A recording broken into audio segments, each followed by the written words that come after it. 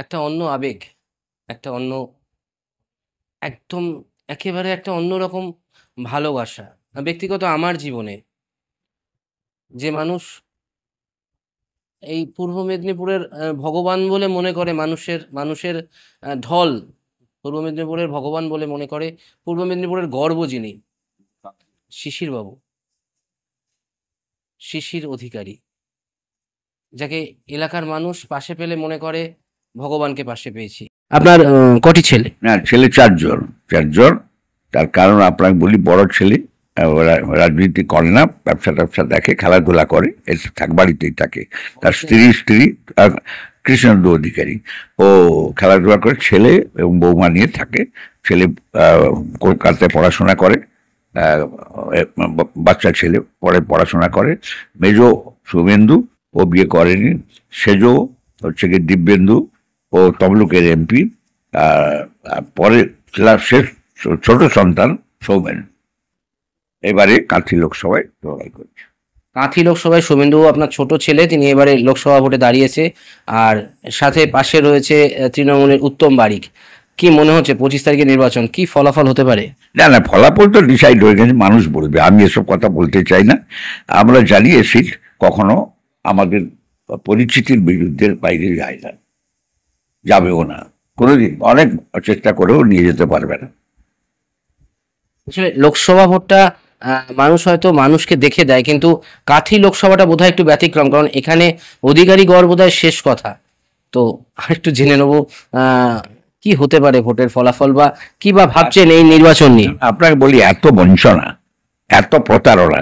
আমি আপনাদের আগের স্টেটমেন্টে বলেছি যে আমি লোকসভায় গেছি, মন্ত্রী হয়েছি, পর শুভেন্দু মন্ত্রী হয়েছিল আমার সঙ্গে গিয়ে।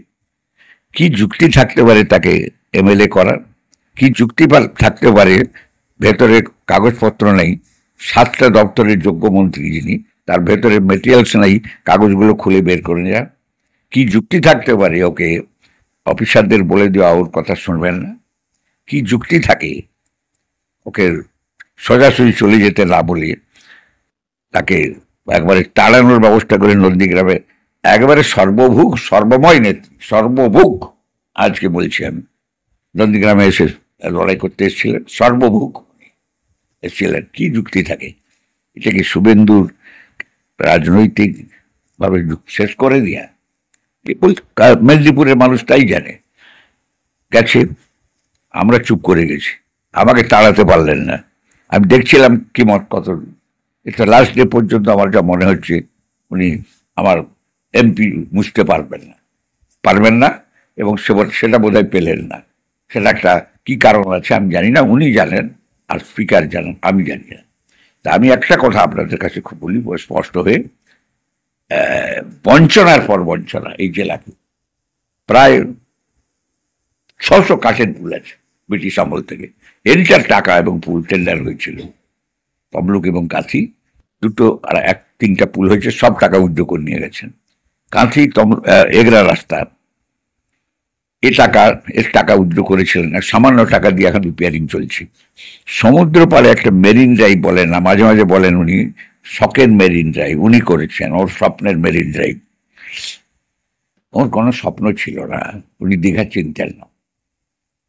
দীঘার সমুদ্রতে আসতেন, 2 দিন থাকতেন, হাওয়া টাওয়া খেয়ে চলে যেতেন। আমাকে দীঘাতে বসিয়ে দেওয়ার পরে যা ডেভেলপমেন্ট হয়েছে দীঘার মানুষ জানে, রামনগরের মানুষ জানে, কাঁথি মহকুমার মানুষ জানেন। তারপরে উনি ওইখানে তখন ইরিগেশন মিনিস্টার, দীঘার উন্নয়ন, যেহেতু সমুদ্র পাড়, ইরিগেশন দপ্তর এবং আমাদের জল দপ্তর এবং দীঘা ডেভেলপমেন্ট অথরিটি একসঙ্গে চলে। কত টাকা সমুদ্র পাড়ের টাকা উইথড্র করে নিয়ে গেছেন? লাস্ট 193 কোটি টাকা ওই মেরিন ড্রাইভের টাকা তিনি উইথড্র করে নিয়ে গেছেন। এ টাকা মেরিন ড্রাইভের কাজ করতে দেননি।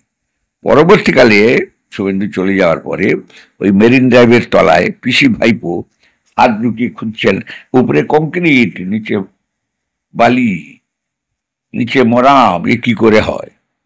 হাত ঢুকিয়ে করছিলেন। খাতাপত্র তো খুঁজেছেন অনেক বাদের, 3টা 4টা দপ্তর, যে দপ্তরে শুভেন্দু মন্ত্রী ছিল সব দপ্তরে কাগজ খোঁজা হয়েছে। আমি দীঘা ডেভেলপমেন্ট অথরিটির চেয়ারম্যান ছিলাম, আমার অফিসের সব কাগজ খোঁজা হয়েছে। আমরা মিউনিসিপ্যালিটি চালাতাম, কাগজপত্র সব টানাটানি করেছেন, মিথ্যা মামলা করেছেন ছোট ছেলের বিরুদ্ধে, 9টা মামলা, প্রায় মিথ্যা মামলা। হাইকোর্ট সুপ্রিম কোর্ট করে স্টে দিয়ে দিয়েছে, হাত দিতে পারেন না। ঘরের সামনে হাইকোর্ট থেকে অর্ডার হয়েছে 100 মিটারের মধ্যে কোনো প্রকার কোনো ডেমনস্ট্রেশন মিছিল করতে পারবে না। এইখানে সভা করে উনি কত মিথ্যা কথা, 200 পেট্রোল পাম্প, 250 ট্রলার, 12,000 কোটি টাকা, এসবের কি দরকার আছে? দুটো ডিস্ট্রিক্ট, যে কথা আগে বললাম আপনাকে, দুটো ডিস্ট্রিক্ট ম্যাজিস্ট্রেট আমাকে স্পষ্ট বলেছেন, শুভেন্দুর কথা শুনতে না বলেছেন, আপনার কথা শুনতে বলেছেন। 3টা এসপি এই জেলার ছিল, যার নাম বলে দিতে পারি। তারা বলছেন আপনার টাকা কোথায়, আপনার পরিবারের কোথায় কি সম্পদ আছে, সব খুঁজে বের করে দিতে হবে। তা উনি তো সবই জানেন। তার আগে তো আমাদের নীতিশ সেনগুপ্ত করে গেছে, দিল্লির আরেকজন মন্ত্রী করেছে, এবারই সার্চ করবার জন্য বম্বে এনফোর্সমেন্ট থেকে লোক এসেছিল। আরেকজন এখানে লোকসভা সিটি দাঁড়াবেন বলে কি পাগলের মতো আমাকে আক্রমণ করেছিলেন, তিনিও মাঝে চেষ্টা করেছেন। সে অনেক ইতিহাস আছে, সেই সব ইতিহাসের আমরা পরীক্ষিত। কালকে কোলাঘাটে শুভেন্দুর অফিস সার্চ করেছেন। তা আমি জানি পরের টাকা ছাড়া ওদের সংসার চলে না, আমাদের পরের টাকার দরকার হয় না। একটা কথা, তৃণমূলের অন্দরমহলে একটি কথা শোনা যায় যে তৃণমূল দলটাই তৈরি হতো না যদি শিশির অধিকারী না থাকতেন, কি বলবেন? না না, সেটা আমি ওর মুখ দিয়ে শুনেছি।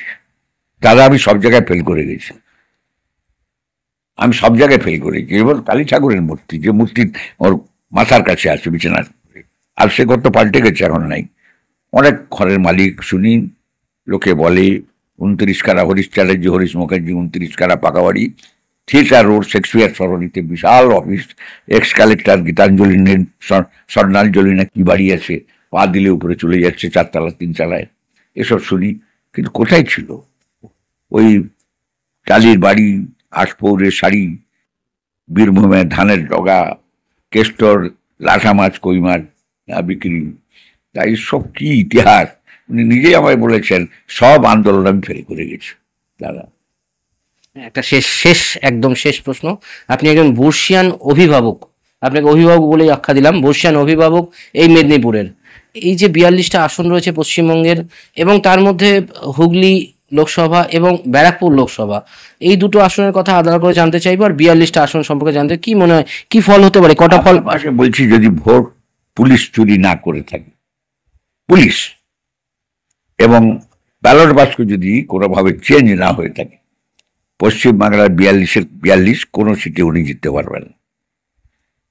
ব্যালট বাক্স স্ট্রং রুমে পাল্টানো, পুলিশ যদি চুরি করে ধমকে তৃণমূলে বা আমাদের ভারতীয় জনতা পার্টির লোককে সরাতে না পেরে থাকে, পোলিং এজেন্টকে যদি না কিনতে পারে, আইপ্যাকের থিওরিতে অ্যাপ্লাই করে ওই তালপাতার সিপাহী যদি ভেতরে পোকিং না করে থাকে, তাহলে এগুলো যদি স্মুথ হয়ে থাকে, আমি আপনাকে বলছি 42-এ 42টি সিট একবারে হেরে যাবে, এবং মানুষ এদের ভোট দিবে না, এর মুখ দেখতে চাইছে না।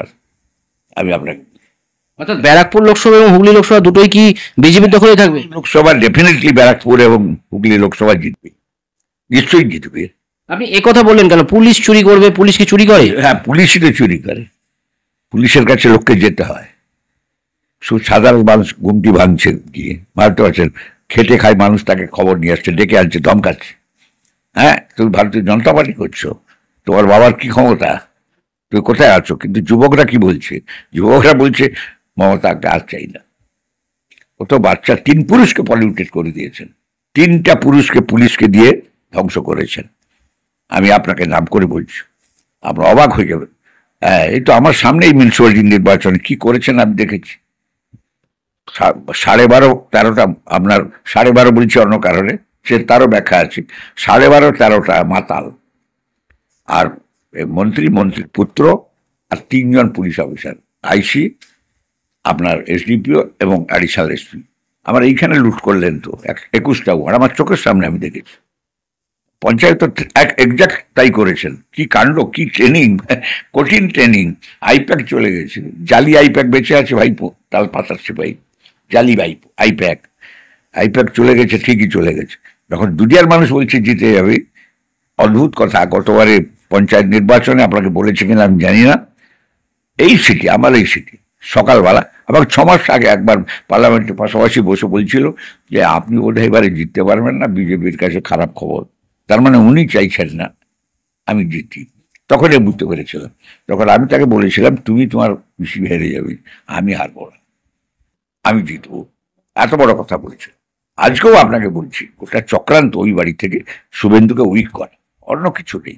একবারে one and all A to Z পরিকল্পনা হচ্ছে শুভেন্দুকে উইক করে। এবং আজকেও আমি খুব দৃঢ়তার সঙ্গে বলছি পশ্চিমবঙ্গের মানুষ থাকবে, রাজনীতি থাকবে, ওই পরিবার থাকবে না, মুছে যাবে ইতিহাসে। এত চুরি, এত জালিয়াতি এই ধরনের পৃথিবী ধরনই সহ্য করে না। আমরা ধর্মভীরু লোক, ধর্ম বিশ্বাস করি। হ্যাঁ, একবারে সকালবেলা ব্রাহ্মণ মানুষ আমরা। আমি ওই বাপ মার পাটা স্মরণ করে 3 বার আচমন করে গায়ত্রী জপ করি, এখনো 108 বার পারি না। আপনার কুলদেবতা আমাদের রাধাকৃষ্ণ ঠাকুর, আমাদের পুজো হয়। নিজের ব্যবসার পয়সা করি, আমরা চাষির পয়সা নিয়ে করি না। আমাদের অন্য শরীরটা কেউ কেউ করে। কিন্তু আমি আপনাদের কাছে বলছি এত পাপ এই ধরনই কখনো সহ্য করবে না। মেয়েদের চোখের জল, শিক্ষিত মানুষের অভিশাপ, আর দিনমজুর যারা কি প্রতারণা। চাল বিক্রি করছে বাংলাদেশে, আমি ভাবতে পারেন রেশনের চাল নিয়ে বাংলাদেশ চলে যাচ্ছে। না, তিরপল বিক্রি করতে দেখা গেছে। ত্রিপল তো সৌমেন্দ্রর বিরুদ্ধে অভিযোগ ছিল। আমার ত্রিপল, আমাদের ত্রিপল আপনি আজকে এসে দেখছেন, কোন সময় দেখতে চান আপনি? আমাদের কাছে ত্রিপল থাকে, চাল থাকে, ডাল থাকে, কাপড় থাকে, কত থাকে, একেবারে হাজার হাজার টাকার সমস্ত ত্রিপল, চাল, ডাল আমরা জোগাড় করে রাখি সারা বছর। যত এ দেখছেন না ওয়াটার ট্যাঙ্ক, এই ওয়াটার ট্যাঙ্কগুলি তৈরি করে কন্ট্রাক্টার। নিচে যে ঘরে লেবাররা থাকে, সেই লেবারদের যে ঘরগুলো থাকে এগুলো মিউনিসিপ্যালিটির ঘর নয়। এইসব ঘর আমি, শুভেন্দু, দিব্যেন্দু, সৌমেন্দু, আমাদের কেউ কখনো কোনো মানুষ ত্রিপল দিলে, কেউ কখনো 2 বস্তা চাল দিলে, কেউ কখনো 5 বস্তা চাল ডাল দিলে আমরা নিজেদের টাকায় কখনো কোনো সময় প্রয়োজন মনে করলে কিনি। এগুলো কোথায় রাখবো? অত বড় বাড়ি তো আমাদের নেই, এই ঘরগুলোতে রাখতাম। এইখান থেকে কোনো সময় ত্রিপল রয়ে গেছিল। এরা পরিবর্তন সৌমেন্দুকে তাড়িয়ে দেওয়ার পরে মিউনিসিপ্যালিটি থেকে আমাদের কন্ট্রোলে ছিল আমরা চাল হ্যান্ড ওভার করে দিয়ে আসিনি, গুনে নিইনি, কখনো গুনে দিইনি। আমাদের বহু জিনিস রয়ে গেছে, কত টাকা ক্যাশ টাকা রয়ে গেছে আপনাকে বললে আপনি অবাক হয়ে যাবেন। আমি বলতে চাই না সব। ও টাকা আমি রোজগার করেছি, আমার পরিবার ব্যবসা করে টাকা রোজগার করে, সেই টাকা কোথায় গেছে তার কোনো খবর নেওয়ার দরকার আমাদের নেই। এবং সেদিন যেদিন এর সঙ্গে জয়েন করেছিলাম, যে টাকা ছিল নন্দীগ্রাম যুদ্ধের, যে টাকা ছিল, সেই টাকার একটা অংশ উনি দিতে পারবেন না আমাকে। নন্দীগ্রামে এক একদিন 10,000, 12,000, 8,000 লোক ঘর ছাড়া হয়েছে। আমরা কখনো ডাল ভাত খাওয়াইনি। আমরা কিছুটা হলে তারা যা খায় তাই খেয়ে গেছে। 3,000, 4,000, 5,000 করে জুতো মাঠে রয়ে গেছে পুলিশের তাড়া খেয়ে, সিপিএমের তাড়া খেয়ে। গাড়ি গাড়ি জুতো কিনে এনে লোকের জুতো পায়ে দিয়ে, মেয়েদের জুতো ছেলেদের দিয়ে পাঠিয়েছে। একইভাবে ত্রিপল, কত ট্রিপল আমার রয়ে গেছিল, সেই ট্রিপলকে এরা পরে যারা বসছেন এখন নমিনেটেড বোর্ড, তারা বিক্রি করেছে লোকের কাছে, আমি জানি। অথচ চুরি বদনামটা আমার উপরে দিয়েছিল, সৌমেন্দ্রের উপরে। সে তো মানুষ জবাব দিবে, জবাব পেয়ে যাবেন, এইবার ভালো করে জবাব পাবেন। অনেক অনেক ধন্যবাদ শিশির অধিকারী মহাশয়কে, অনেক ধন্যবাদ। এই রকম অধিকারী বাবু যদি কাঁথিতে থাকে, গোটা পশ্চিমবঙ্গে থাকে, বোধহয় পশ্চিমবঙ্গ আরো দ্রুত ভারতবর্ষে একটা স্থান পাবে।